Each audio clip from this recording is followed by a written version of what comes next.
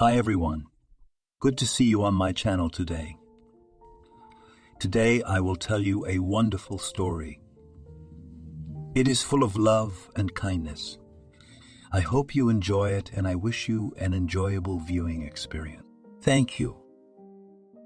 John, I'm sorry. I come to you with a request. Came to the director of a large firm, one of the employees, who was also a good friend. Speak, I'm listening to you. Put aside the papers of the chief. Listen, take one good woman to work, he asked him. What kind of woman? The principal asked. Jeannie, she used to work for me. She used to help with the household, and now she has nowhere to go, no place to live, no money either. Be a friend, get her a job, even as a cleaner. It's already a penny, he asked for her. Well, I don't know, John thought, tapping his pen on the table. He didn't usually hire anyone himself. Other people did that and had done for a long time. But now, indeed, they had a vacancy for a cleaning lady. It wasn't Jenny's fault that she was born into a poor family. Maybe when she came into the world she was doing well. Mom, Dad, Grandma. They lived in a private house. She remembers the hot stove, the smell of pies. Well, then it got worse and worse. And where is my daddy? This girl remembers that she asked her mom every time she saw other children who went out with their fathers or went to some events. Oh, daughter, if I knew, I would answer that question for you, always sighed Mom. From the time Jenny could remember herself, it had been just the three of them, her mom and her grandmother. Mommy was getting on in age and Grandma was even older. Mommy, do I have to go to this kindergarten? The girl asked in the evening when they picked her up from there.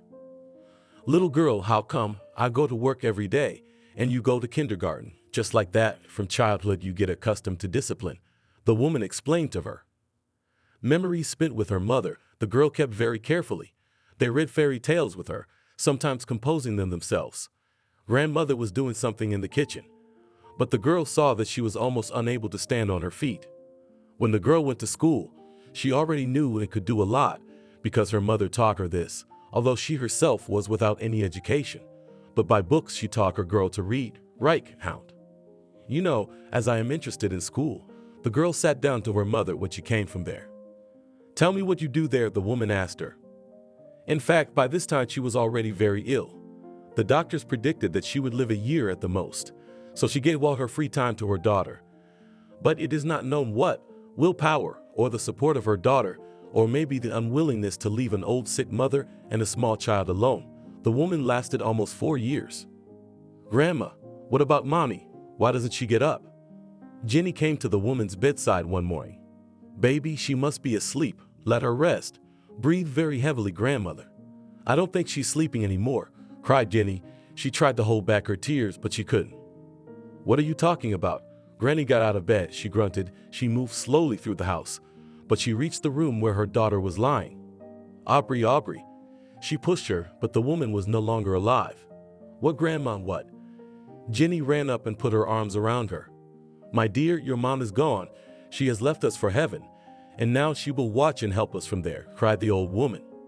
How come? Why did she leave me? Doesn't she love me? Jenny started to cry. My little one, all people died, some sooner, some later. Grandma cried too, but she had shed so many tears in her life. They were already meager now. And then there was a funeral, at which Jenny saw a lot of strangers. She did not understand what was happening. She felt so sorry for her mother that she cried all the time.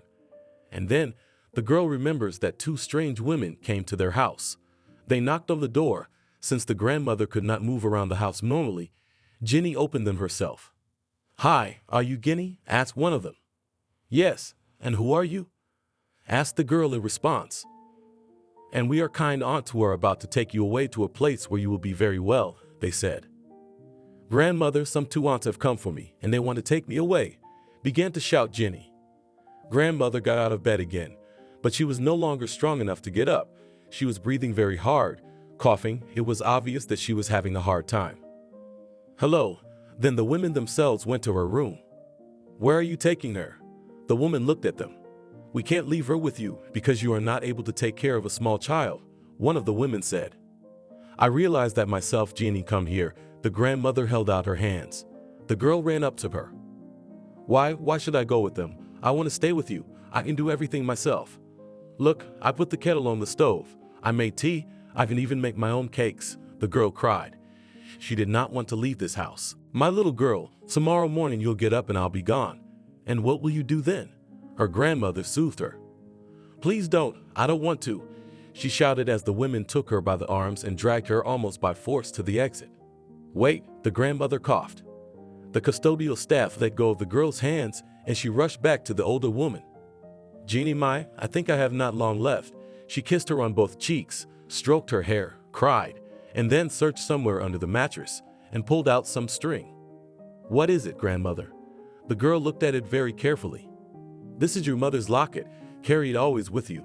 Perhaps someday it will bring you luck. She put this pendant around her neck and kissed her. After that, she lay down exhaustedly on her pillow. That's it, Jenny. Come with us. We won't do you any harm. There you will be fed drunk. There are good guys there. You will play and be friends with them, the women said. But the girl knew that was not true. When Jenny arrived at the unfamiliar institution, she decided that she would not be afraid of anyone. She is strong and will do everything. Hi. She walked into the room where there were several other girls. Oh, hi, what do you have there? One of the girls immediately snatched the locket from her neck. Quickly get it back, Jenny ran after her. Catch up, don't catch up, she teased her by waving that very locket. Jenny ran after her as hard as she could. She caught up, but as she did so, the girl stopped and Jenny crashed into her and she fell, breaking her nose. What are you doing? The girl got up. You shouldn't take other people's stuff, Jenny told her. Fuck you, she told her. They both went back to the room. The girl took her bed, and for the first 6 months, they did everything they could to her. And water poured into the bed to make fun of her for shitting her pants. They put buttons on the chairs and threw glass in her shoes. But the girl did not complain to anyone. She tolerated everything because she did not want to be thought of as something different. 5 years dragged on for a very long time, and here, Jenny graduated from school and entered the sewing school, which was in the same city. According to the law, orphanage children should be given apartments, but the local authorities said that there were no apartments available, so Jenny was given a room in the dormitory. She was happy about that. So Jenny, how are your studies? Sometimes she met social workers on the street. Everything was fine, was always the same answer. Of course, when Jenny was little, this was not what she had dreamed of, but now she had nothing, so she took what life gave her. After graduating from school, she was assigned to the local garment factory. Thank you, she took the direction and went there. The girl did not even think of settling somewhere else. Perhaps she had some preferences, but maybe she just did not want anything. So, tell us, where did you come from? The women who had already worked there for many years asked her. I graduated from the local sewing school and they sent me to work here, Jenny said naively. But I hope we'll work together, said the one sitting next to her at the table. And from that moment on, Jenny did nothing but stitch on her typewriter. But she didn't have to work there for very long, because soon the sewing shop was disbanded. No one needed it anymore, and all the women workers were made redundant. What am I going to do now? Jeannie was in the kitchen of the dormitory. What to do? What to do? Look for a job, her roommate advised her. She'd been in the same position once. Where will I find a job? Jenny lamented, I have no education, except for sewing, and I can't do anything. So stop moaning. Go to this address. The woman told her that she needed a janitor. Jenny was glad of that too. She took the address, went outside, and went where she was directed. I'll tell you right away, the pay is small. The woman met her there. She showed her the back room where all the tools and work clothes were. I don't need much, just enough to buy bread and pay the rent, Jenny said modestly. Well, it will certainly be enough for that. The main thing is to work well, the woman blessed her. And from the next day, Jenny began her work. She swept the yard, removed various papers, somewhere cut the grass, bushes, but this was not the most important thing for the residents of the house. With all of them, Jenny socialized very well. She would say hello to everyone, wish them a good morning or evening. And one day, when she was about to go home, she noticed that there was something wrong near the entrance. She quickly closed her room and headed over to where something was going on. Behind a bench, either 2 dogs or cats, something was moving. Jenny couldn't figure out what. And when she approached, it appeared that there was a man standing there on all fours. What's the matter? She bent over the man. Oh, Jenny, I don't know, I felt bad. I wanted to sit down on the bench, but I couldn't. he told her, and his head was down. Now Jenny ran into the entryway to call an ambulance. She did it quickly. The car came and Jack was taken then to the hospital, but it wasn't for long. A few days later he came back. "Jenny, hello." He came out of the driveway, saw her sweeping the yard, and came over. "Jack, are you all right?" She was happy when she saw him. "Yes, I'm fine, and you?" He looked at her clothes, at the broom. "What could happen to me? I'm just breathing fresh air, sweeping the yard," she said. "Jenny, you know what? I want to offer you a job," Jack said. "What kind of job?" She didn't understand. "My wife died a long time ago. There is a daughter, but she has grown up, lives in another place. Do you want to work in my house, to help with the household? I won't hurt your wages," he offered her. "Of course I'll help you. I'll even help you for free," Jenny agreed with him. "No, I don't want free help. You're quitting here, and you'll work only for me," he told her. "Okay, I agree," she quickly agreed. Jenny wasn't lazy. She did all the tasks that were needed. Cleaning around the house, washing dishes, dusting, even those antique figurines that had been in the wall for years. She took everything out, rinsed and wiped. "Oh, Jenny, what a good girl you are." He couldn't get enough of how clean and fresh his house was now, Jack. He was telling John all this now, interceding for Jenny. "So I don't get it. If she was working for you, what happened?" he asked him. What? My daughter separated from her husband. They had a fight. She packed her things and moved in with me. Well, naturally, seeing the young, not very well-dressed woman in the house while I wasn't home kicked her out the door. And when I came back, Jenny was gone. And the next morning I saw that she was in our yard again, asking for a job as a janitor, but the vacancy was gone. So I came to you to hire her as a janitor. Basically, it's my fault. If she'd been working in our yard now, she'd have been working, but I had to get her to quit," Jack lamented. "You've given me a hard time, Jack." He emphasized his name with a loud thud. "You're not hiring her as an accountant or a deputy. You're hiring her as a cleaner, so take her on a trial basis. If she fails, we'll tell her about it, and that's it. She's good and kind," the comrade continued to ask. "Okay, you've got it. Bring your Jenny here," said the headmaster. "Thank you." Nice man thanked him, and before he could change his mind, Jack left his office and rushed to his house to meet Jenny in the yard. John himself had his own story to tell, and perhaps that was why he now felt sorry for this girl his good friend had spoken of. Once upon a time, little John had gone to school. He wore an old uniform with worn knees and elbows, but the boy didn't realize it at the time. "John, God forbid you do something at school. You'll be standing in the corner at home all night," his strict mother threatened him with her finger. "I won't do anything. I'll study for 4s and 5s, and then I'll become big. Then I'll be the director of the factory," he told her then. "Oh, what can I take from you?" His mother waved her hand at him. But John really from the very first school session began to learn. He wanted to have only A's. The boy really believed that if he studied well, he would do well in life. But when he was already in the 5th grade and thought something, he realized a lot. "Mom, why are we poor?" he asked her at home. "Well, we're not poor. We're just an average family," the woman told him. "I'm average. I've been wearing this uniform for 3 years. He pointed to his pants, which were obviously hemmed and then unfolded. "Why spend money on a uniform when you can buy one and wear it? You don't go out, you don't go anywhere, only to school," his mother explained to him. In fact, they really did not have much. Their parents saved on everything, so sometimes they could afford to take their son somewhere or buy him something. When the boy was in 9th grade, he realized that he needed to do something himself. He began to barter different things from classmates, from some acquaintances. Money started to appear, but not so big, just to buy something small. "John, come here." It's a day he'll never forget. His father had been sent on a business trip, and he had brought him some sneakers. The kid looked at those shoes, and he couldn't believe it. "Dad, where did you get them? Or rather, where did you get the money for them?" "I sold my skis," answered his father. In fact, the boy later learned that his father sold a collection of ancient books to get money to buy him sneakers. After school, John studied at the technical college. That's where he had a lot of friends, and then memories.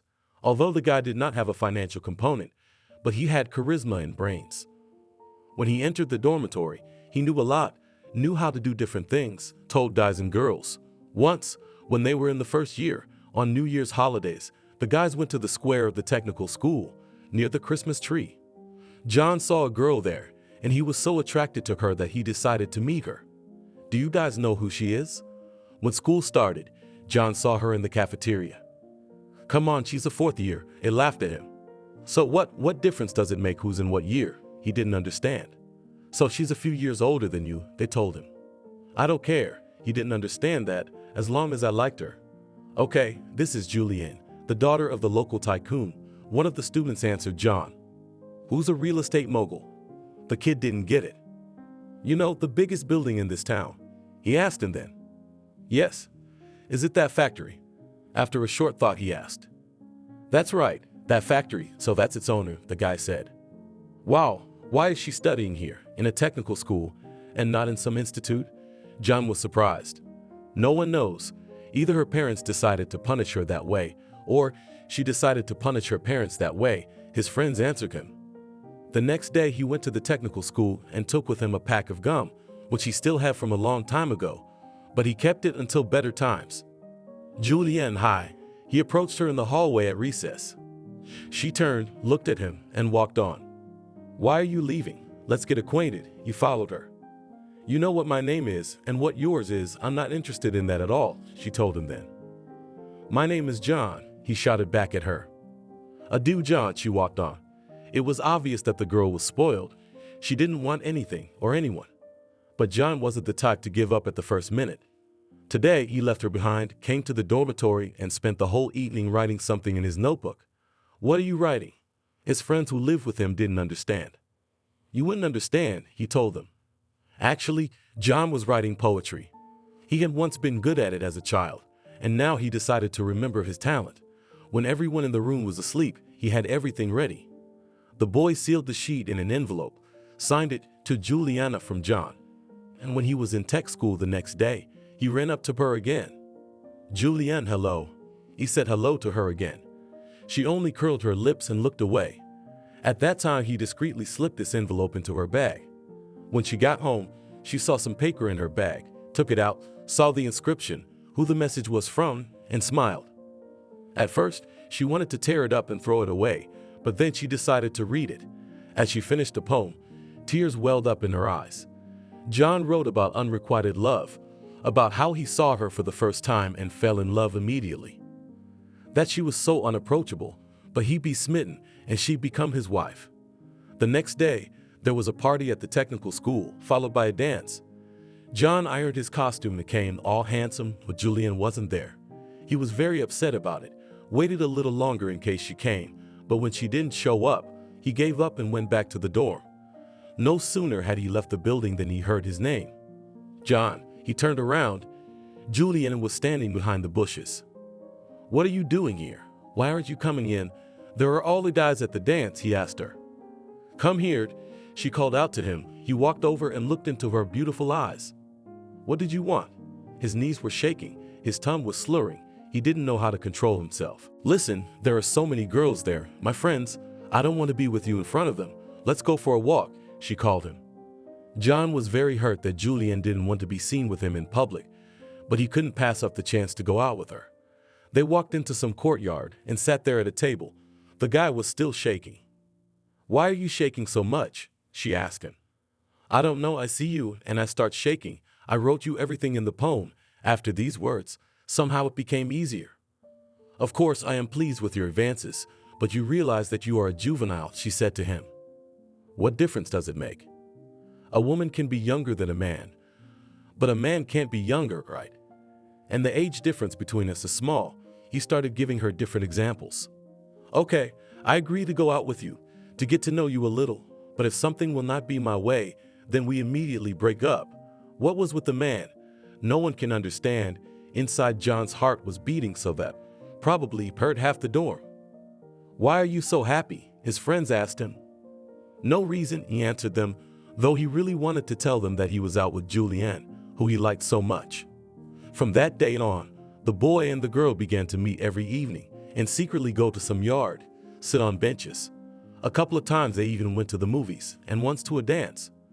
When Juliana finished her education and had a graduation party, they didn't go there, but went to her house.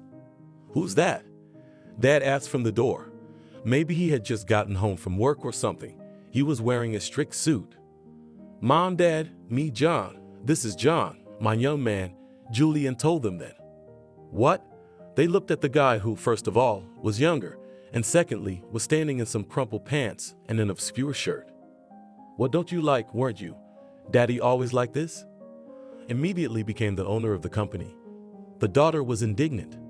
Okay, friends did not argue mother and father because they knew that the daughter cannot change her mind. But she had already finished her education, and he still had a long time to study. During this time, a lot could change. With each month and year, the relationship between John and Juliana only grew stronger. And when the young man finished his studies, Julian advised him to go to get a job at his father's firm. Come on, he'd never hire me, John told her. Look, I know better. You're smart, intelligent, grasping, you'll do well. You just try, it's worth a try, she persuaded him. By this time, the girl herself was still not working anywhere. Hello, the young man came to his girlfriend's father. Why did you come here? He looked at him haughtily. I want to get a job with you. John did not say that he was sent here by Julian, or advised or something else. Ha ha ha! And you think I'm gonna hire you as what? A deputy? What do you want to be? After all, you're supposedly my daughter's future husband. He spoke to him very rudely.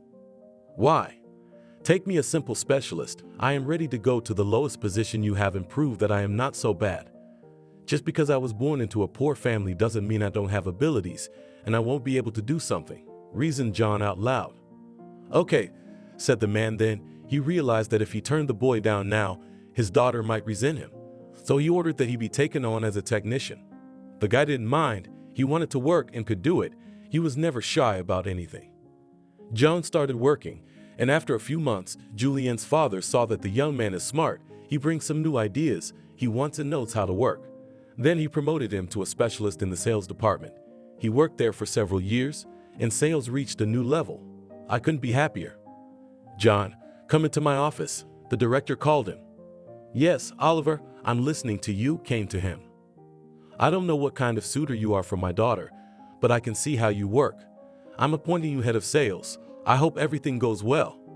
At this point, John realized that he had gained the trust of his, as he hoped, future father-in-law. In the evening, he came to visit them. By this point, they had been living with Julian for years, but his parents were still against it. Oliver, Jenny, I want to ask for your daughter's hand in marriage, he said, and got down on one knee in front of the girl. She cried then and looked at her mom. And why are you looking at me? Make your own decision. Julian then turned her gaze to her father, and he only gave her a thumbs up, thus approving of their union. Finally, they could get married. By this time, John was earning enough to feed his family. John and Julianne loved each other very much. They could not imagine how they would live separately. Many years passed, but they could not have children. It was very upset both parents, but no one could do anything. When 20 years passed, John was climbing higher and higher up the ladder, and it was not the merits of his father-in-law, but his own. One day his boss called him back into his office. John, we've been living together for a long time, you're my family, but that's not the only reason why I want to offer you something, Oliver told him. And what is it you want to offer me? John looked at him surprised. I am already so tired that I want to hand over all the powers to you. I can see that you can handle all of this. So from today, I am the owner of the company and you are its director, Oliver told him and shook his hand. There was so much trust in that handshake that John couldn't let him down.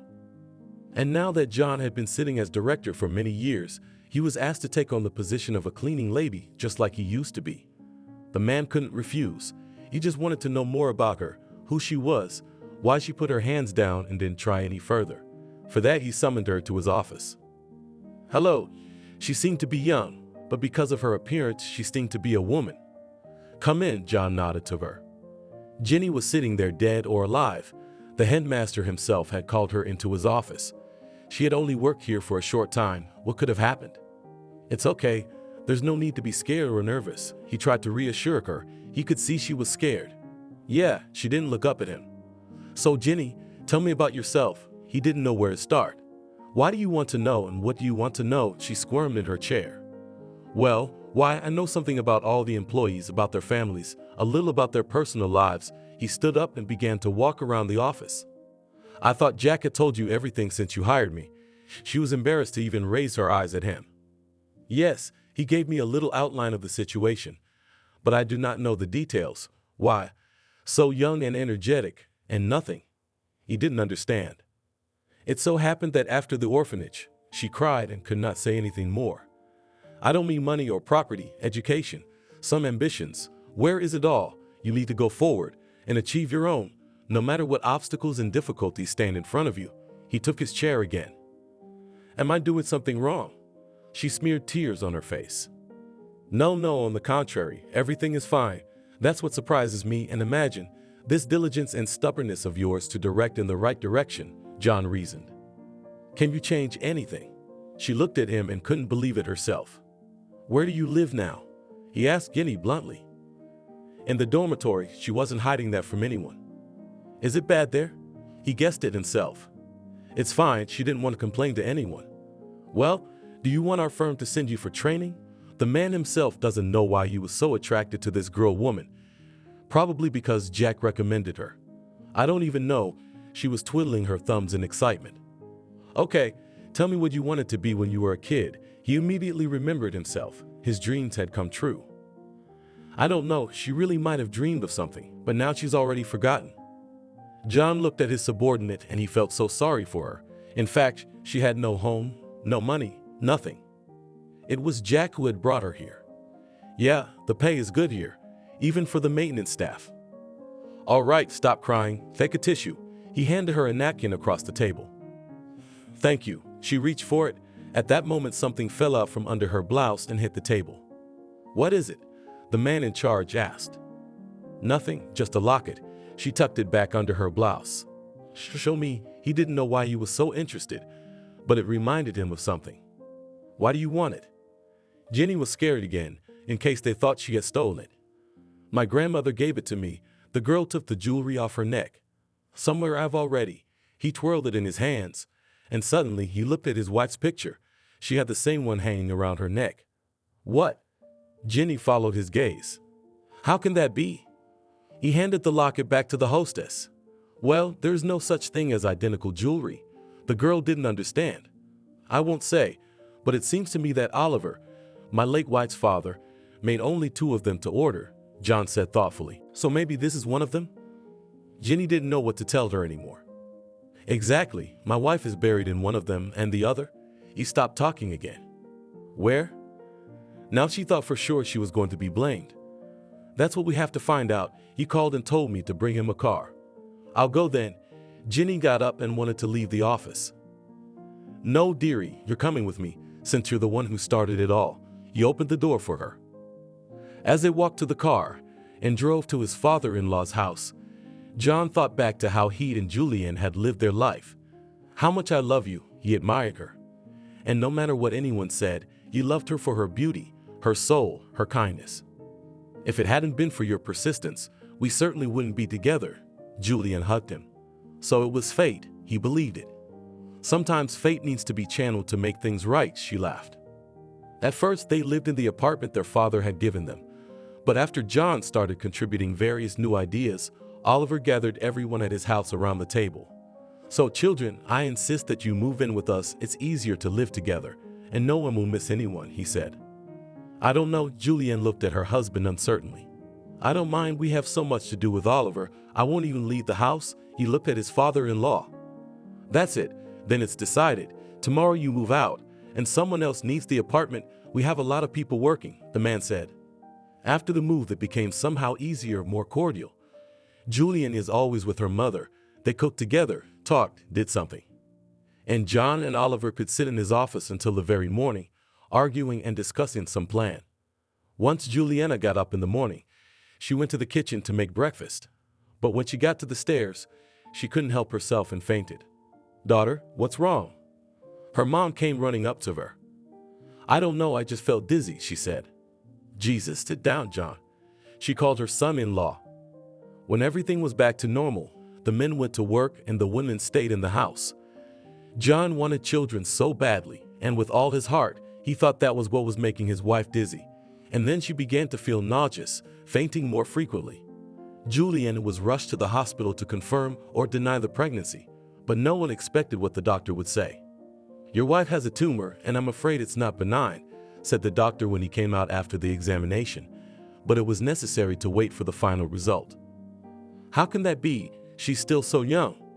Jenny lamented. Even though her daughter was in her 40s, she still hoped she would have a child. After that began treatment, courses of chemotherapy, surgery abroad. But it is right to say that health for any money cannot buy. 4 hard years in hospitals, sometimes it seemed that there was a result, but passed some time and again got worse. My love, I'm leaving, but I'll always be with you, be happy. Don't think of me, she took his hand, but there was no strength in it. Juliana, my dear, how can it be? Why do you leave me alone? He cried and kissed her thin cheeks and hands. Don't, she put her hand on his head, but couldn't hold it, dropped it on the bed. Love, he whispered with just his lips. Ouch, she wrinkled her nose, that was it. Julian didn't say another word, her head just tilted a little to the side. Jesus, why? John shouted across the house. What's wrong? The mother-in-law came running in, but as soon as she looked into the room, she immediately realized everything. Julian. She fell to her knees in front of the bed. There were a lot of people here to say goodbye to Julian. Her and John's friends were here. Everyone who knew her father, her mother. People were grieving. They could not understand how such a young and beautiful woman could burn so quickly. John, he heard the driver addressing him. Eh? What? He came out of his reverie. Here we are, he pointed to the gate of the house. Yes, he shook his head, then turned his head, saw Jenny, remembered why they were here. But thoughts of his wife could not leave his mind. Now as they walked through the yard, he saw images of her everywhere. Okay, first we're going to go to my office and check something out. He raised a finger in the air. When they entered, John quickly logged into his computer and started searching the internet for similar medallions, but nothing like that was there. You didn't find it? Jenny was standing by the door. No, but he had to make sure, so as not to look like a fool in his father-in-law's eyes, he muttered. Only then did he invite the young woman to go on ahead. Mom, Dad, hello, and I'm not alone. John had been calling them that for a long time. It was only at work that he observed the subordination. Who with? A man and a woman sitting in a large room by the fireplace. Here, let me introduce Jeannie. He stepped back. The girl stood behind him. She squirmed because she was embarrassed and uncomfortable. Something this picture reminds me of, laughed Jenny. Yes, exactly, déjà vu, only instead of a daughter now a son. They were looking at the poor tramp that was standing here in their house. No, it's not at all what you think, John smiled. Look. After saying that, he held out his hand to Jenny, and she handed him the locket. This is the jewelry I ordered for my wife and daughter, Oliver said. He looked at Jenny with surprise. That's me too. When I saw it, I immediately decided to look into it. John set up chairs for himself and Jenny. Pass it to me, please, his wife asked. The man handed her the locket in his hands. Yes, indeed. It was the very same pendant. She couldn't believe she was holding it in her hands. But how? John looked at her. Wait, Jenny hooked it with her fingernail. There was a slight click. The little lid opened, and inside was a picture of Julian. What is this? John was stunned. He took the locket in his hands and couldn't figure out where the tramp had gotten this thing. But Oliver looked at his wife. I made it for you with your picture, and for my daughter with hers. It was confusing, John thought. And Jenny looked at everything going on. She too had never seen that there was a picture inside. So, I don't understand, did you put your locket on Juliana? Because I remember that she wore it, and we buried her in it. The head of the family got up from his seat. No, Jenny had a look of surprise on her face. Well, if that's not true, then where's yours? And where did this girl get hers? The man insisted that everything be explained to him. Now the woman went to her room. On the way she said something about how she hadn't worn or seen her locket in a long time. Well, what about you? Can you explain something? Oliver turned to Jenny, who had been standing there silent the whole time. Nothing, she shrugged. I already told you. My grandmother gave me this piece of jewelry. I thought it was some kind of talisman.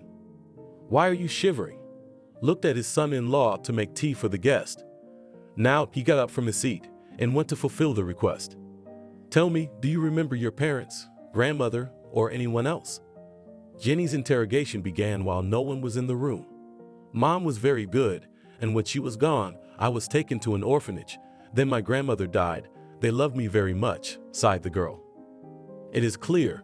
So now there is no one to ask how you came into the world, and where you got this thing. He played with the medallion in his hand. It turns out so, cried Jenny, because her mental wounds had been dealt with. No need to cry.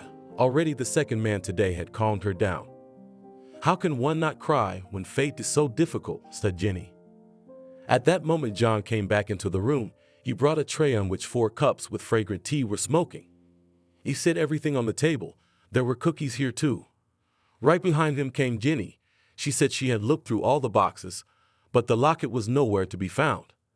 So, family, are we going to find out more, or are we going to stop here? Oliver asked everyone present. Maybe Julianne lost or left that pendant and this girl or her mother just picked it up, suggested Jenny. Well, if you don't want to, and I want to get to the truth, what if she had the locket for a reason? John got up from his seat and walked over to Jenny and handed her the jewelry. Thank you, she said quietly. John waited for the girl to finish her tea and they got back into the car and drove off. Where are you going? He asked Jenny. To work. I've done practically nothing today. She was also honest. Then let's go together. I have to go there too. I have a lot to do, John agreed with her. They arrived together, got out of the car, entered the building. Already at the security post, the laughter started. John looked back at them, but decided to just pass by. I'm going to go do some work, Jenny told him modestly. She stood looking at her feet. Okay, if you think of anything, don't hesitate to come straight to my office. If you get stopped, here's my number, call me. He handed her a business card. Thank you, for the 1,000th time today, she said that word. John went to his office. He was surprised that the girl grew up in a poor family, was unhappy from childhood, then was brought up in an orphanage. But still she did not lose her humanity. Jenny cleaned and washed for the rest of the afternoon. She was going over the memories she had of her family, but nothing new came to mind. Suddenly she stopped. Aunt Leslie, she said out loud. At that moment some staff members were walking past her, and they glanced at the girl. After that, Jenny finished what she had started and then walked over to John. Where are you going? The girl who was sitting in the waiting room asked her. He told me to come in unimpeded, pointed Jenny to the door of the main one. No shit, sniggered the pretty girl and looked Jenny upside down. Call him? The cleaning lady asked. I'm not going to call him because of the technician. The girl continued to mind her own business. Then I'll call him myself, Jenny said, and pulled a business card out of her pocket. Funny, even I don't have his phone number. She didn't look at her visitor. I do, she dialed the phone number. The receptionist was now looking at Jenny haughtily. She thought she was provoking her on purpose. Hello, John, as you said. They won't let me see you, the girl said and looked at the girl. No sooner had Jenny disconnected than the headmaster appeared in the reception area. What's going on here? Do you really think if I hadn't told her to come in, Jenny would have come here? He spoke in a raised tone. I understood, almost sliding under the desk of the secretary. Let's go, the boss said in a different tone to the janitor. That's it, you can't avoid the gossip now, Jenny told him quietly. It's okay, I'm not afraid of it at all, he assured her. You know, now that I was working, I tried to remember something, but nothing came to mind. But there was Aunt Leslie, who lived next door. She might know something, Jenny said very quickly, stammering and blushing. What are we still standing here for? Let's go. He took the girl under his arm, and together they walked out of the study. John, are you still coming today? The girl in the waiting room shouted after him. No, he didn't even turn to her. They left the building, got into the car again, and drove to the address where Jenny used to live. The girl hadn't been here for a very long time. When they pulled up to where their house used to stand, it was no longer in that spot. This is not our house, Jenny looked at it. How is it not yours, and where is yours? He stared at her. John, I don't know, torn down I guess. Jenny wasn't sure of anything. We'll figure it out, he told her, and ran up the driveway. On the intercom he dialed the apartment at random. The woman, after some bickering, opened it for him. They went in and knocked on the very apartment they had dialed into the intercom. Who? John heard the same question she'd asked him when he dialed the numbers. I was just calling you to open the door for me, the man told her. He was already nervous. Hello, she opened it for him. You will excuse us, of course, but we would like to know how long ago this house was built. He quickly asked the question. Oh, you know, about 10 years ago, maybe more, thought the woman. Can I ask you another question? And the house that used to stand here, do you know where its tenants were moved to? He hoped that now she would tell them the address. Yes, of course, they all moved to the houses they built near the train station, she said as if she knew that for a fact. Jenny smiled. Something stirred in her chest, her excitement even greater than before. They were back in the car, driving to the address the woman had given them. Both of them so enthusiastic that they hadn't even thought about how they were going to find the right person. And now they're standing in the driveway again. So, John turned to Jeannie. What? She turned to him. What's your Aunt Leslie's last name? How are we going to find her in this building? Calling every apartment. He looked at the windows of the three-building building. I don't know what to do. Jenny regretted wearing the locket to work, and she would have kept it at home. But no one would have had any questions. She would be in the office now, scrubbing floors and not going anywhere with anyone. Okay, come on, if that Aunt Leslie was friends with your mom, she's not that young. The neighbors are probably the same age and everyone knows her. He stepped confidently toward the entryway. At that moment, an elderly woman came out of it. Who are you here to see? She asked them when she saw that the man and the girl wanted to go inside. You know, this is going to sound ridiculous, but we're looking for a certain Aunt Leslie. John told her about Jenny, who lived with her mother and grandmother, and that the one they were looking for was their neighbor. I know her. She lives in the second entrance in apartment 28. She pointed in the direction. Thank you very much. You have no idea how much you helped us. John was ready to kiss her. They quickly found the apartment they wanted and rang the intercom. Leslie didn't want to let them in for a long time because she didn't understand who they were and what they wanted. But eventually John managed to convince her. The apartment was on the 4th floor, which was the last one in the building. They knocked on the door. When the woman opened it for them, they actually saw practically a grandmother in front of them. Aunt Leslie, hello, I'm Jenny, the one next to the man told her.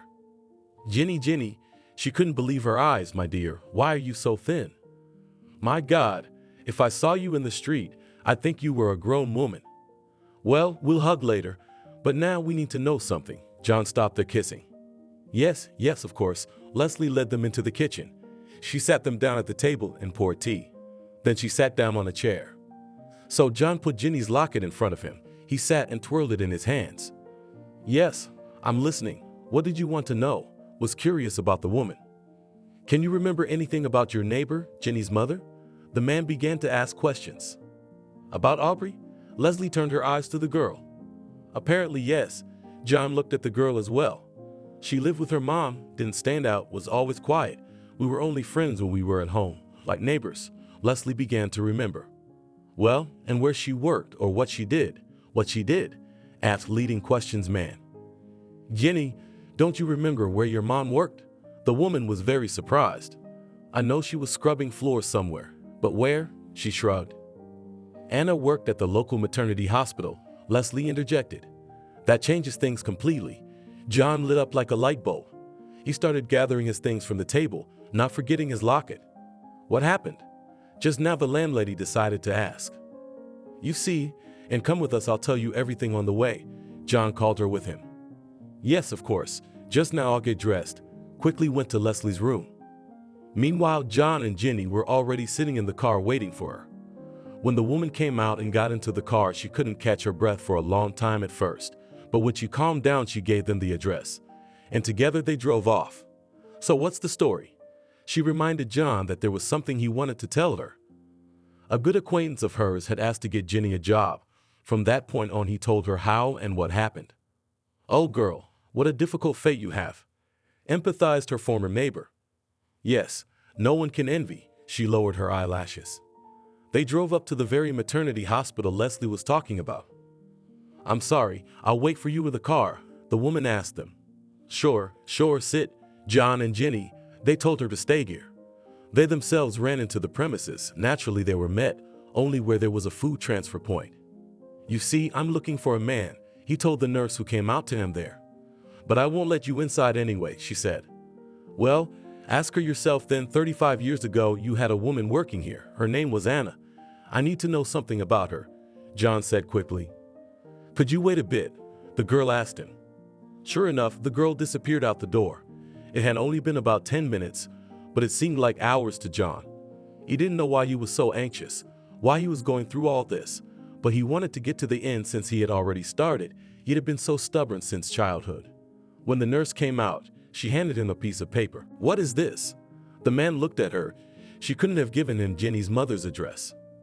It's Michael's address. He used to work here as a gynecologist. He's long retired now. He's old, but he worked with her, the woman you're looking for. The staff here has changed a long time ago. Maybe he knows something. It was like she was ashamed of herself for not finding anything for them. Thank you for this. The man along with Jenny got back into the car and he gave the driver a new address. The man was already chuckling that they were like bloodhounds on the trail today. Once again, they were outside some house, but here they had an easier situation because it was a private house which was divided into two halves. Well, do we knock here or here? John couldn't decide. Come on, you go this way, I'll go this way, Jenny suggested. Okay, as you say. John knocked on one gate, Jenny knocked on the other.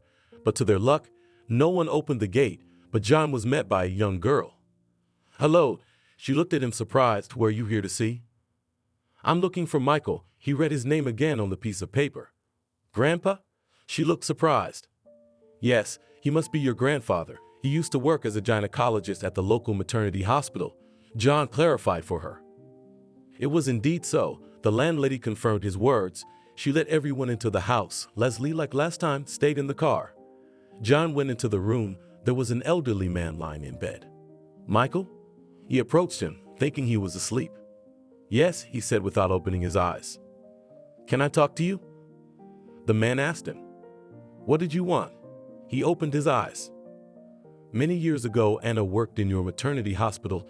She was a cleaner. Can you tell me anything about her? John rambled on. No, I don't know anything. Get out of here. If just now the man was lying with his eyes closed and moving, now he was almost running around the room. Michael got up on the bed, first sat up, then stood up, went to the window, moved away from it, went back to the bed. You could see the man was nervous. I can see you know something, John told him. Who are you? Michael turned to him. I've come to find out about Anna, he repeated. I don't know you. John thought the old man was just mocking him. I don't know you either, but you were the chief gynecologist then, so maybe you can remember something. John was sure that this man knew something. Okay, that's enough. The girl who met them entered the room. But I need to know something. John looked at her with a pleading look. My dad has a disease. He sometimes doesn't recognize us either. How will he tell you what happened years ago? Every now and then he has a memory and he starts to tell us something, but no one knows what it is. She took John's hand and started to lead him out of the room. Wait, but maybe he'll remember something. John wanted to get to the truth today. He won't remember anything. The girl almost pushed the guests out the door, and they returned to the car. Well? Jenny asked, who was waiting for him. He smiled. What was it? John turned to her. Anna had a friend at work who told me about her, the woman said. Why didn't you say anything before? The man glared at her. Well, I'm sorry. She's not young. Her memory's not so good either, the woman told him. Do you know where she lives? There was a question immediately. No, but it can be found in the archives of the maternity hospital, said Leslie. Well then, let's go back, and they drove back to the maternity hospital where they had just been. It was the same girl meeting John again. She had found the address of the person they were looking for, and as she handed him the slip of paper, she looked at him so much that he was surprised. I don't think you'll find this woman, she told him. Why do you think that? John knew he could do anything. Look at the year she was born. The girl pointed with her finger. John lowered his eyes, counted in his mind. At this point, she had to be about 85 years old.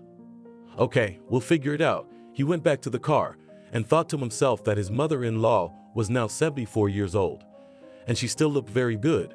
Why shouldn't this woman still be in normal condition?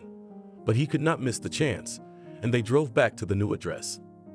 Here they did not have to look for anything. The house was on the very outskirts of the city, shabby with one window, and the man knocked on it. In the window appeared the face of a woman who did not look 80 years old at all. She waved for him to go inside the gate himself. John waved to those in the car to stay there and went inside.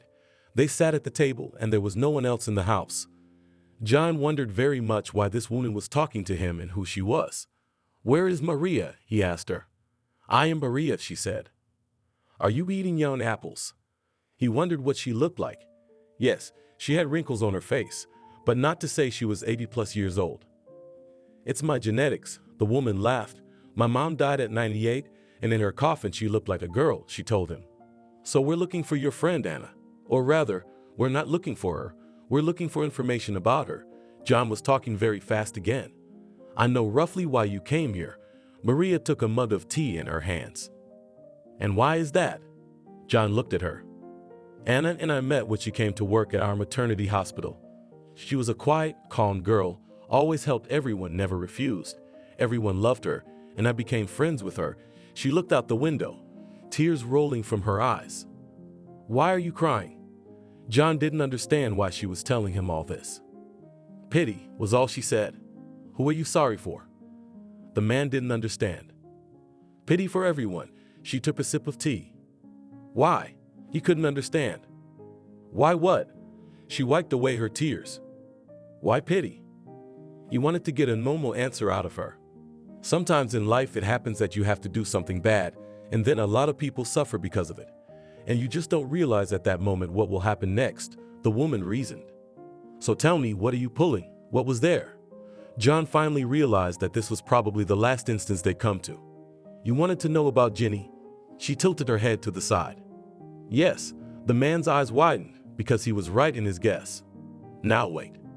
After saying that, the man ran outside and waved his hand for Jenny to come inside.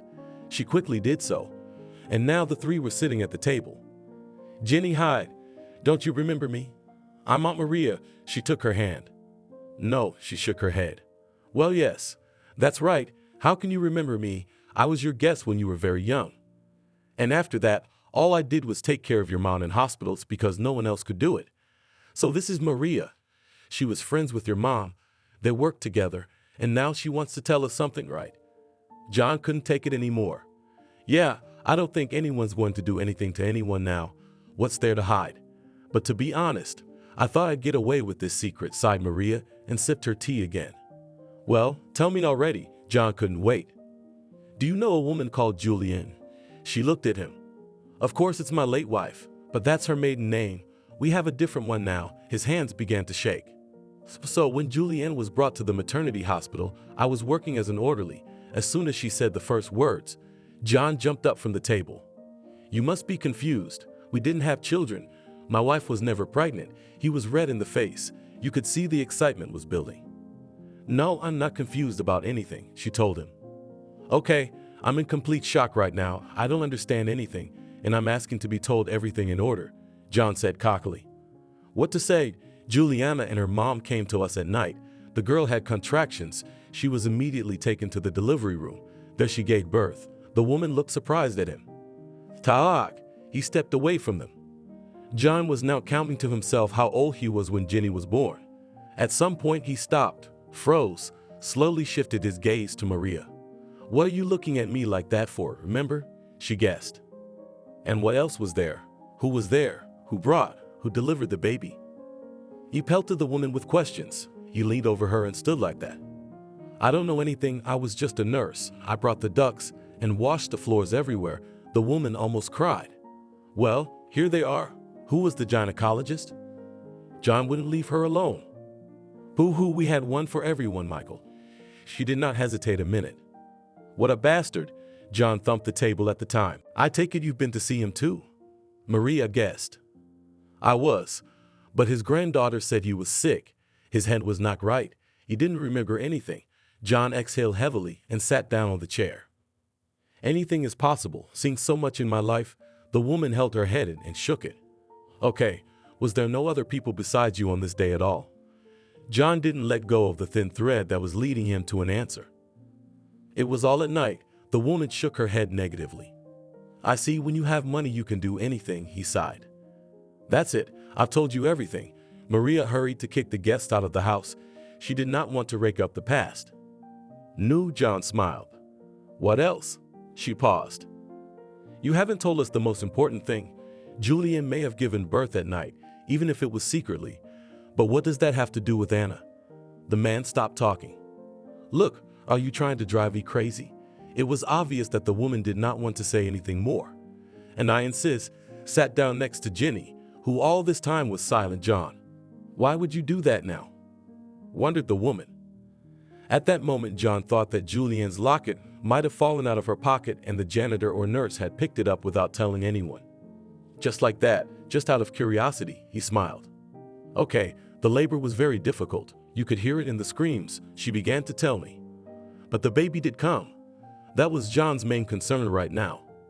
Yes, but, she lowered her eyes. What but? The man didn't understand. He was already in anticipation of what he was about to learn. He was born dead or died later. I don't know, Maria said, and thought that now everyone would definitely leave her alone. How's that? Now something went wrong again. Don't you know how dead babies can be born? Trauma, poisoning, something else. Maria looked out the window. It was already dark outside. And then where did you put him? Tears appeared in the man's eyes. The child. Realized the former nurse. Yes, shouted John, because he couldn't stand it any longer. When the doctors told the girl that her baby had died, she called me to her and gave me this locket to put with the girl. She pointed to the jewelry that was in John's hands.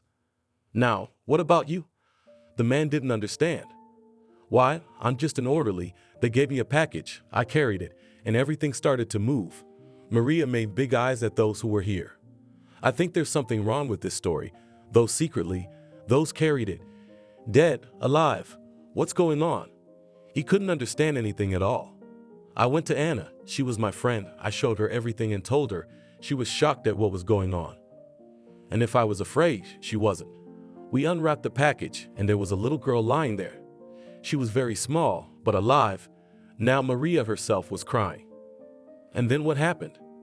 John was in shock. Nothing. The mother and Julianne had already left us. They didn't want anyone to see them. Michael had gone home. It was just the midwife and me and Aubrey. She wasn't looking at them. And the baby? Jeannie spoke up. The baby girl turned out to be a grip on life. She was lying in a little crib. Anna was taking such good care of her. Mary said dotingly. Why did you tell anyone about this? John didn't understand at the time. Who was to tell? I told you there was no one at the time. But in the morning, when Michael came to work again, we told him everything. The woman resented. And him? John was pulling the words out of Maria like a pincer. And he, she grinned, must have gotten a lot of money for all this. No, about the baby? The man was sweating. He said that this child died. There are all the relevant documents. She stood up, went to the closet, and pulled out the death certificate. Why do you have it? Jenny wondered, and John was looking at the paper at that moment. Anna had begged for it to be done as if she had given birth. The baby had to go somewhere. We couldn't even officially give it to an orphanage. So everyone agreed. She took the certificate from the man's hands. Why does it say Nellie and her name is Jenny? The questions were endless. That's what Aubrey decided. So they wrote out the birth certificate under a different name, Maria explained. Okay, how did the neighbors not notice? John asked again. What are you bickering? Howland Howe silently folded her hands on her chest. Woman. It's simple. If even Aunt Leslie didn't tell us anything, then everything was normal, said Jenny. Okay, I'll talk to her some more. You sort of brushed the girl off. He had a bunch of questions of his own. So why Jenny? He fixed his eyes on Maria. How should I know? Maybe I like the name, or maybe because that was Julianne's mother's name, she shrugged. It's clear. We need to go home. We can find out more there. He got up from his chair. We've kept this secret for so many years. Why bother with it now? Maria followed them to the exit. I won't say anything to anyone. I just wanted to find out what's going on. He turned to her. Okay. Good luck. She hugged Jenny. Thank you for everything. He thanked the woman again. By the time they got outside, it was already night. I guess I'll go home, Jeannie said. No, John shook his head. Work tomorrow. She knew her boss could exempt her from that. That's okay, we can drive from my place too. We have a big house. There's plenty of room for everyone. He opened the car doors. After that, Leslie was driven home. You still haven't told me anything. She had already dozed off in the car. Let's meet tomorrow or the day after. It's late today. We'll talk later. Now the man was very calm and thoughtful. Okay, Guinea, don't forget, drop by. She looked at her.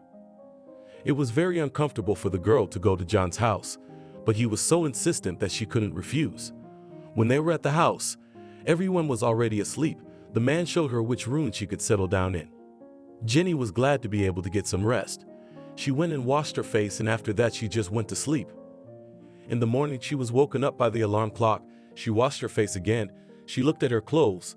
She realized that she would have to go in the same ones today. Yes, she didn't have many clothes at home, but she changed them every day. Good morning. She timidly walked out of the room. "Come in, don't be shy," the man called out to her. They were all already gathered around the table. "Thank you," she lowered her head and walked over. "Jenny," John's mother-in-law said to her. "Yes," she looked up. "Come with me," she beckoned her somewhere. "Okay." The girl followed her and thought she was going to start reprimanding her about not coming into the house with strange men or something. "Look, I prepared some clothes for you." She pointed to the clothes that were hanging on the shoulders. "What for?" She was frightened. "Look at you, and these are my daughter's clothes. They'll fit you," Jenny was sure. "Thank you," but Jenny went to change. Afterward, they went to the table together. "Wow," John appreciated that. "Don't embarrass me," the girl blushed. She even looked younger in this outfit. "Okay, we'll go to work now, and then we'll all meet here." He looked at his mother-in-law. "John," she looked up at him. "I said everything," the man said in an iron tone. They drove off. As they passed through security, everyone was already looking at them with great curiosity. Jenny went to mind her own business and the supervisor his. "Meet me in the reception area in 3 hours," he told her. "Understood," Jenny nodded her head. She was doing her usual business when another cleaner approached her. "Jenny, let's go outside," she called out to her. "I have a lot to do." She didn't feel like talking to anyone. "Let's go." The woman took her under her arm. "What do you want?" She put down everything she had in her hands and followed her. There were already several workers where Jenny was led. "Come on, Jenny, tell me, how did you manage to hook up with the chief?" They began to ask her in a low voice. "You're confused about something. He and I have the same business. Now that everything is cleared up, nothing more will happen." She tried to talk them out of it. "What are you telling us? It's the second day you haven't broken up.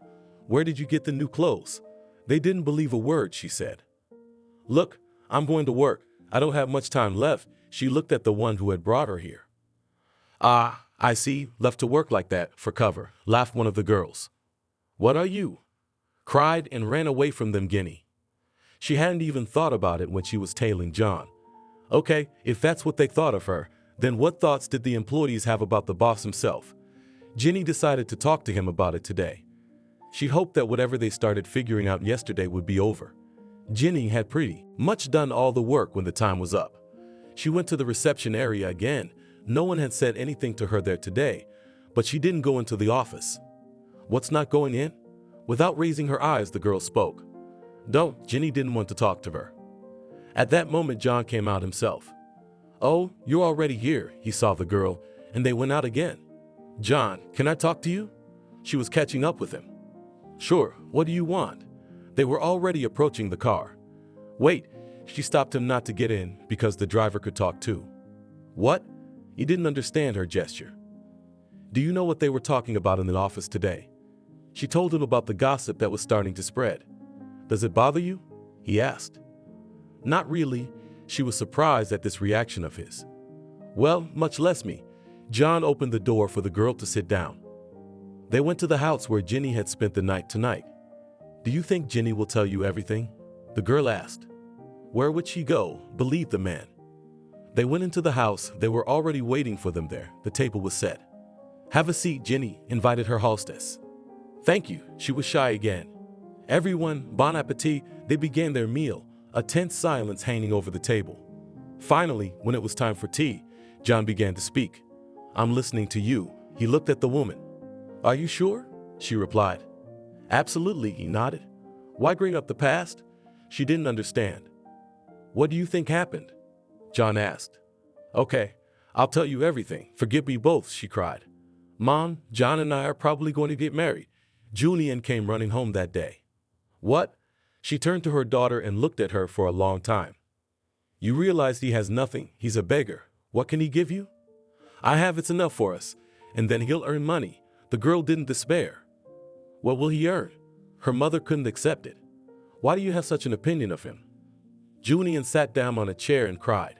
"This is not the kind of lot we wished for you." Her mother sat across from her. "Why didn't they let you go anywhere then? If you had lived in Moscow now, you would have found a normal man. So no, why should I study? I'll work for my father anyway." She reproached the woman. "I see, but my last word, no wedding." The mother stood her ground. "I'm expecting a child," Julian said when her mother got up and went to do something. "Don't you get it? The woman returned to her seat. You haven't heard or don't know what it is, as if the woman was mocking her. When did you have time? He is a minor who can't do anything and has nothing, resented the mother. There is no turning back, the girl waved her hands. There's always a way out, Jenny was sure. No, unbuttoned Julian's cloak, the time limit was already imposing. Does he know? Mom approached her daughter. I wanted to say when the wedding would have been decided. Juliana was so pleased now. She had put her parents on the spot in a way. Okay, you're going off to your grandmother's house so no one can see or tell. It was obvious that Jenny wasn't kidding. No, Julian didn't know what she should do now. Eventually, the wife told her husband that her daughter hadn't had a vacation in a while. She needed to go visit her grandmother. The father did not resist, and Juliana went to her grandmother, who was her mom's mom. She lived in the country. They had tried to move her from there many times, but she didn't want to leave the land. Mom, hi. Jenny walked into the house. Oh, what are the odds? You're always busy, the woman greeted them. Listen, her daughter told her everything. At least she'll stay like this. Her grandmother was against getting rid of the child.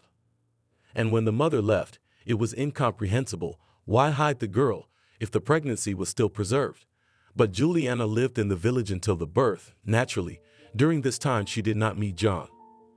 Come on, let's go. Jenny came into the house. Where to? Julian didn't understand. Where to? You have a deadline to meet. The woman hurried her. They packed their things, got in the car, drove off. When they were home, the father was not there. The mother gave her daughter a very wide dress. Why? Julian took it in her hands.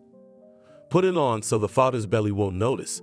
Jenny prayed that the labor would start faster, and preferably in the afternoon while Oliver was at work. Oliver came in from work. His daughter was sitting in the kitchen. She looked ridiculous. What's that look? Did Grandma fatten her up? Laughed the father at his daughter.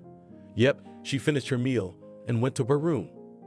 Julian wondered what her mother would do after she gave birth, but hesitated to ask.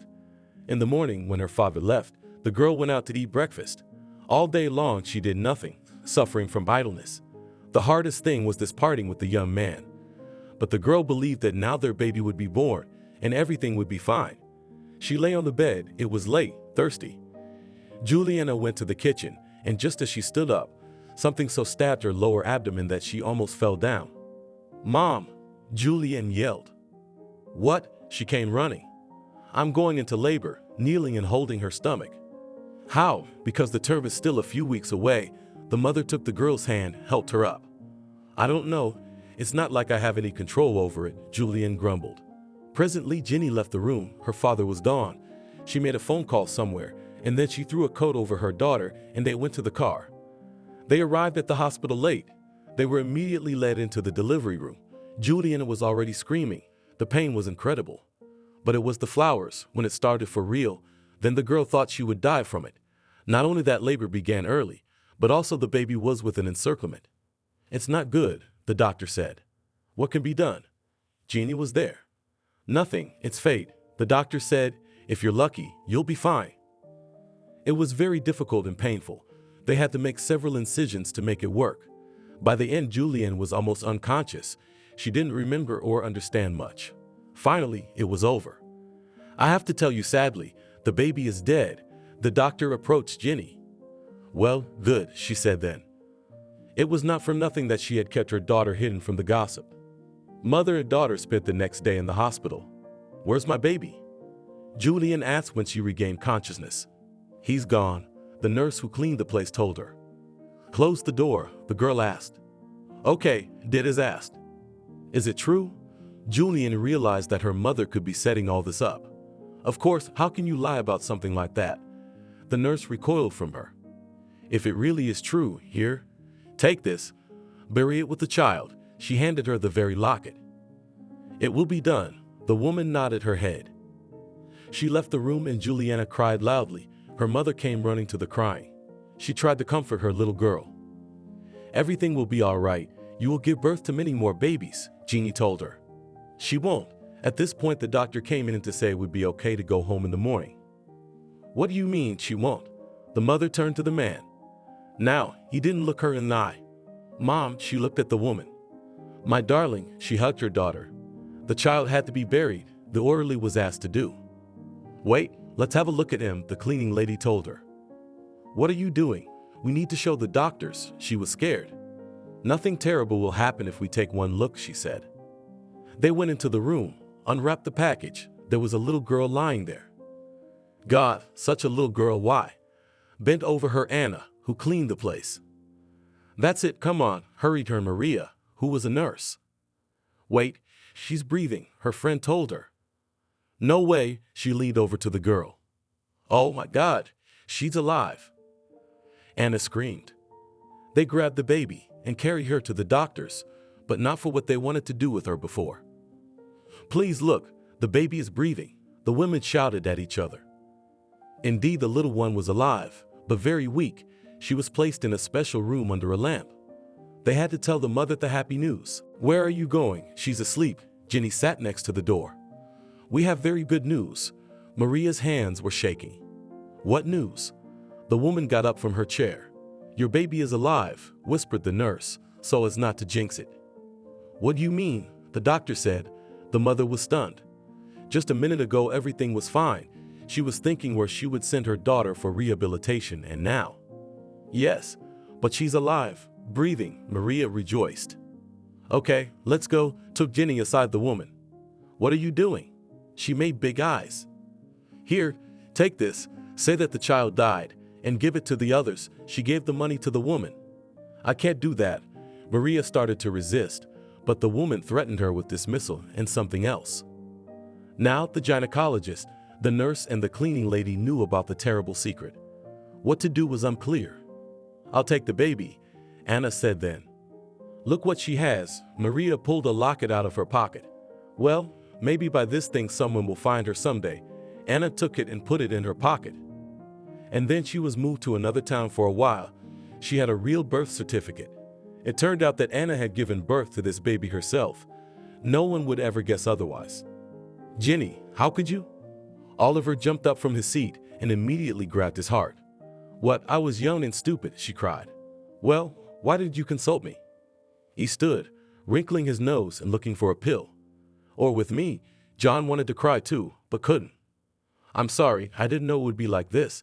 My mother-in-law wiped her tears with a handkerchief.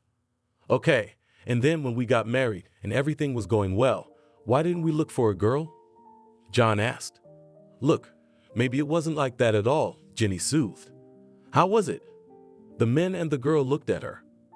Our girl is really dead, and the other one that some beggar gave birth to was going to be slipped to us.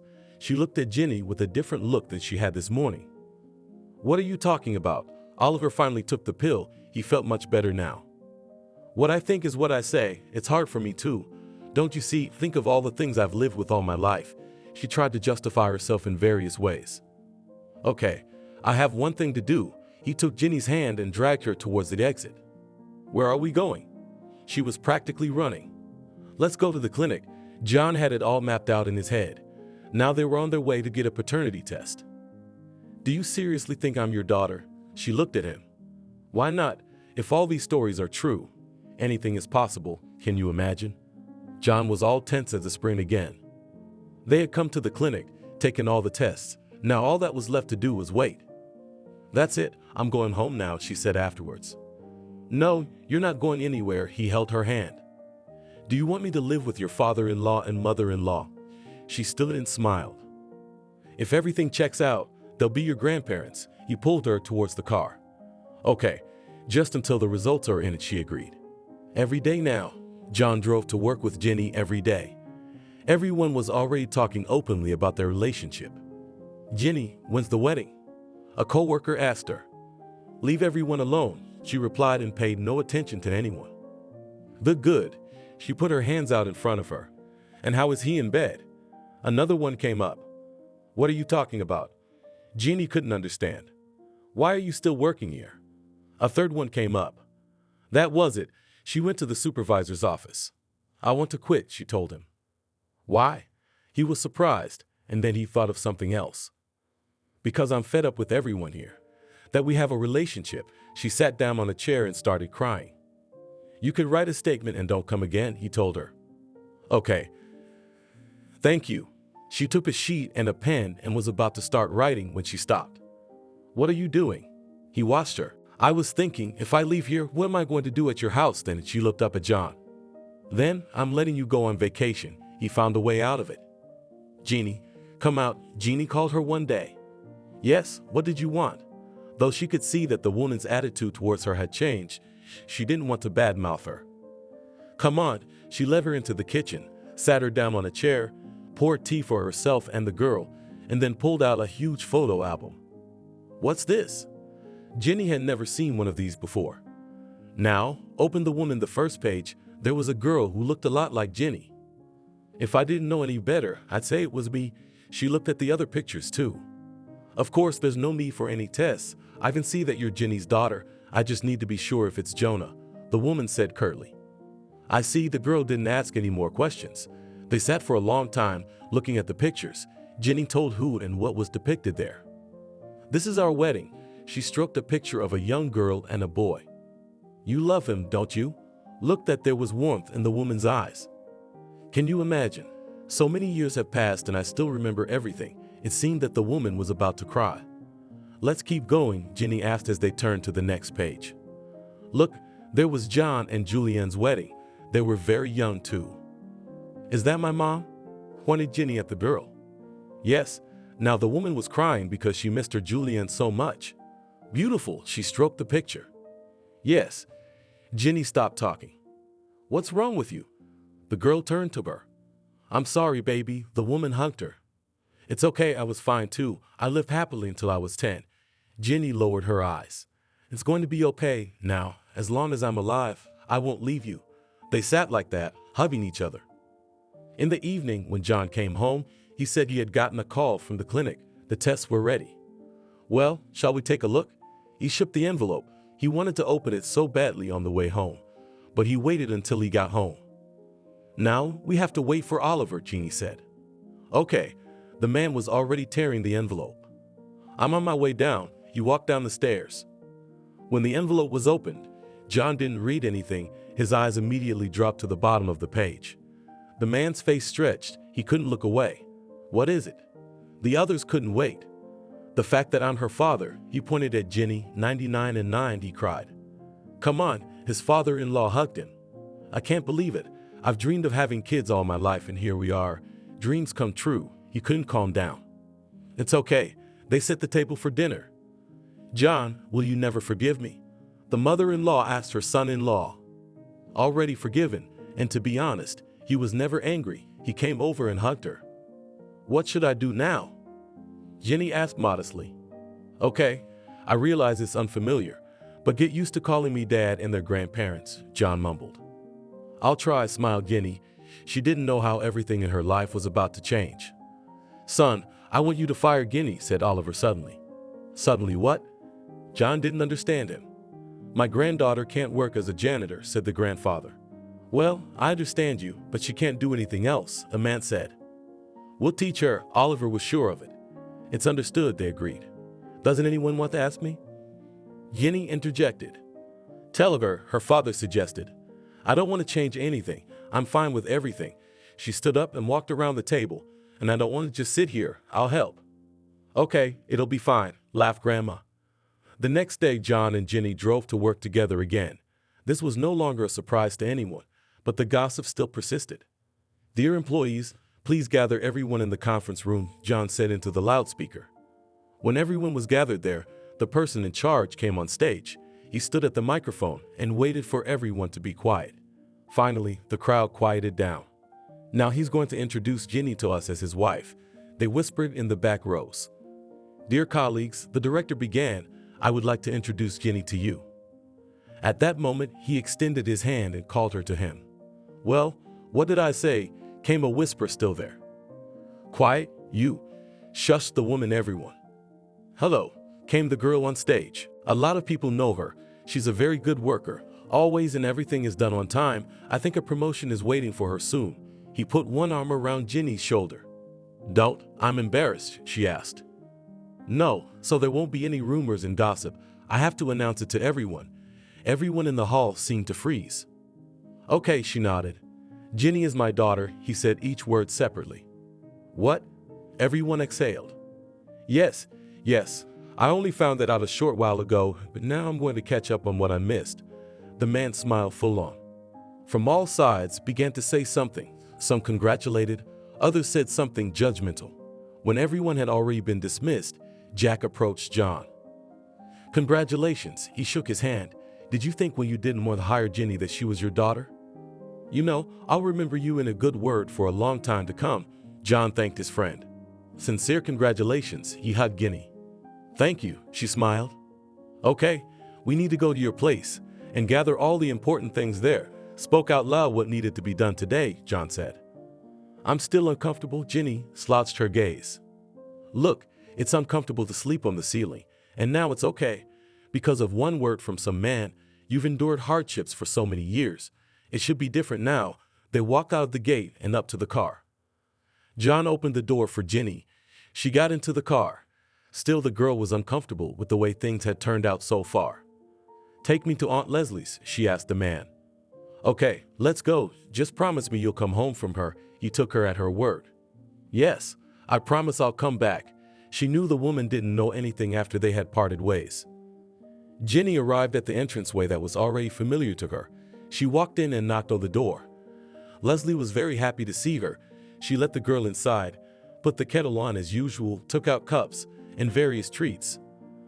I knew you would come today. I made cookies, the woman told her. I could not come since we've already done everything together. I should tell you everything, Jenny answered her. And how did your story end? Leslie was interested. You have no idea. It turned out that John is my father, said the girl.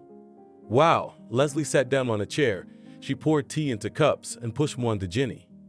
Yeah, we were all in shock. The girl shook her head. What about now? The woman asked her.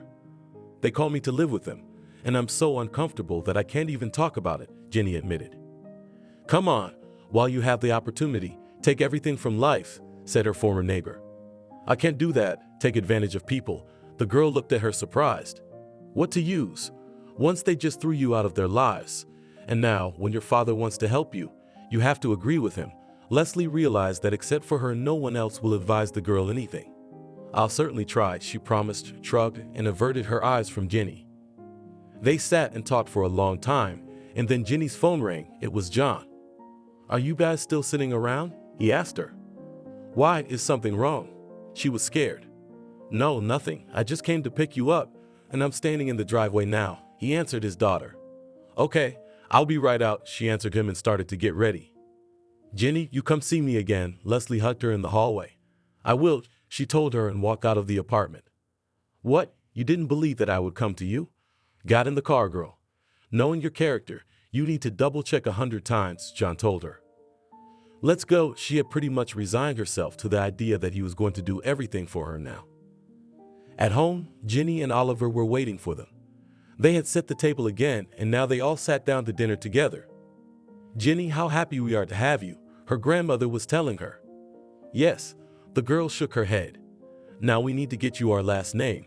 Grandfather really wanted him to have grandchildren.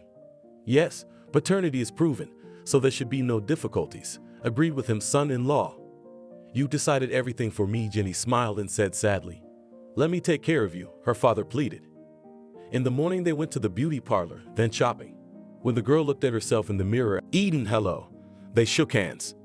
Who is this, their new wife? He looked at Jenny. You won't believe it, daughter, laughed the man back.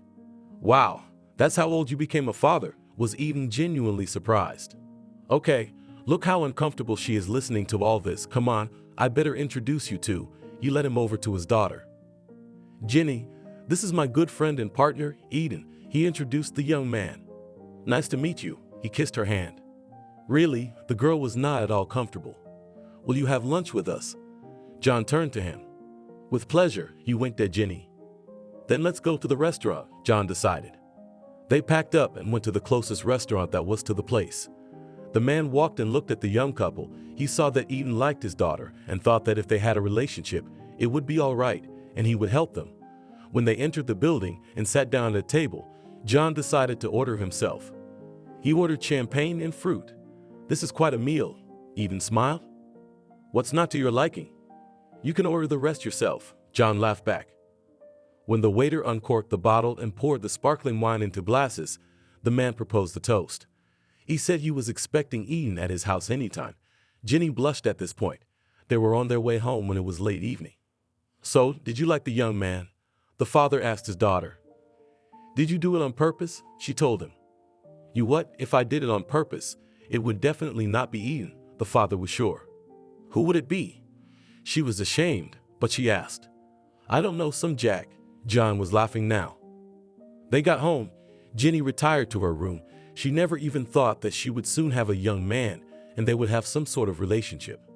Eden started calling her daily. He was suggesting to meet and also to date at all. "Grandma, do you think I should do it or not?" she asked Jenny one day. "Oh, child, it's up to you to decide." The woman was confused. "Well, I like Eden very much, and if you don't mind, he's coming to dinner tonight," Jenny said. "I already told you that this young man can come to us any time of the day or night," her father answered her. In the evening, Eden came and they had a very nice dinner. And in the morning, Jenny asked her father to take her to her mother's grave. "Of course, how could I deny you that?" he told her. Eden said he would go with them. And now they stood in the cemetery, a young woman looking at them from a photograph and smiling. "There's Julianne, our daughter," John said, a tear sliding down his cheek.